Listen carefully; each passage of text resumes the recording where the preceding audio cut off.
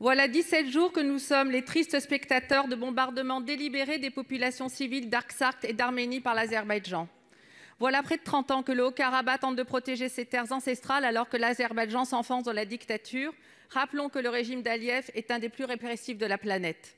Dans ces conditions, on imagine le sort des Arméniens du Haut-Karabakh avec la complicité du président Erdogan qui marchande ses migrants, qui massacre les Kurdes que nous avons abandonnés, qui viole l'espace aérien maritime grec, qui occupe depuis 1974 Chypre, État de l'Union européenne, qui tente de déstabiliser encore plus la Libye et la Syrie, qui, dès que l'on parle du génocide des Arméniens, souffre d'amnésie, qui clame sa volonté de reformer l'Empire ottoman. Ce régime qui va jusqu'à envoyer des djihadistes pour tuer des Arméniens. On le sait, le président Erdogan cherche, pour masquer ses échecs, à s'offrir en trophée l'Artsakh puis l'Arménie et poursuivre le génocide culturel et ethnique des Arméniens.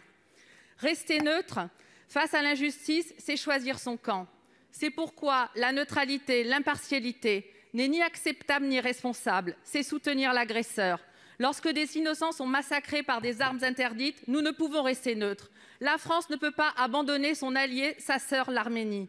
Être spectatrice d'un génocide, les abandonner, c'est nous renier. Les ignorer, c'est nous trahir. L'indignation est nécessaire, mais ne sauve pas des vies. Il faut agir.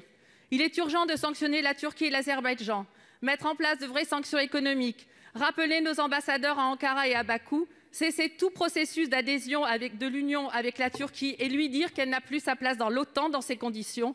Il faut agir et demander aux forces internationales d'intervenir au sol en Artsakh pour garantir la paix et reconnaître enfin l'État indépendant d'Artsakh qui seul peut protéger sa population. Un nouveau génocide se met en place et on ne pourra pas dire qu'on ne savait pas.